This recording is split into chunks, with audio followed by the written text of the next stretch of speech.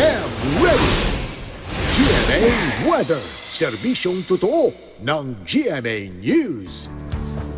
Hi, good morning, Susan. Mantani, kumusta si Julian? Oh yes, Julian ay nandiyan pa rin sa may extreme northern Luzon, mga kapuso at Susan. Pero ilang sandali mula po ngayon ay tatama na ang sentro ng bagyong Julian dyan sa may pagitan ng Batanes, Babuyan area. Katitingnan natin kung saan, kung dyan sa probinsya ng Batanes o dyan sa mga isla ng Babuyan. Kasi dito sa forecast track ng Metro Weather, makikita nandito yung Basco, nandito yung Babuyan Group of Islands. Posibleng dyan po siya dumaan, pero titingnan natin anumang sandali mula ngayon ay maaaring halos ramdam na, Susan at mga kapuso, yung epekto po nitong bagyo dyan sa extreme northern Luzon. At isa na nga itong tropical storm, itong bagyong Julian at may international name siya, Iri.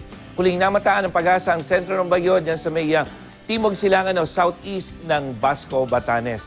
At nakataas po ngayon ang Tropical Cyclone Warning Signal number 2 sa nasabing probinsya dyan sa Batanes, kasama na ang mga isla ng Babuyan. Signal number 1 naman sa iba pang lugar sa Northern Cagayan, maging sa mga probinsya ng Apayao at Ilocos Norte.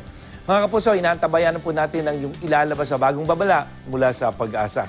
Ang asahang ulan naman sa bansa ngayong Huwebes, ayon sa Metro Weather, maulan, masungit talaga ng panahon dyan sa may extreme northern Luzon at ilang bahagi ng northern Luzon.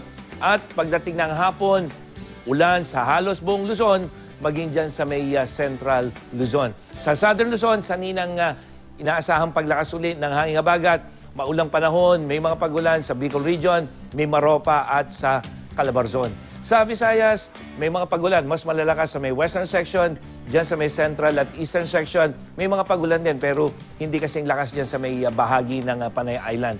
At sa Mindanao na hindi apektado ng bagyo at ng hanging habagat, may mga pagulan pero pagdating ng hapon, malalakas yan. Zamboanga Peninsula, dyan sa may Northern Mindanao, Caraga Region, Davao, hanggang dyan sa may Soksagen. At dito sa Metro Manila, mga kapuso, bahagyang tataas at muling magkakaroon mga pagulan, lalong-lalo na sa hapon na kuminsay malalakas dyan sa malaking bahagi ng Metro Manila. Kaya maging I am ready po tayo sa mga biglang pagulan. Yan ang latest mula sa GMA Weather. Ako po si Nathaniel Cruz, magplano para sigurado. I am ready. Serbisyong totoo ng GMA News. Salamat, Mantani!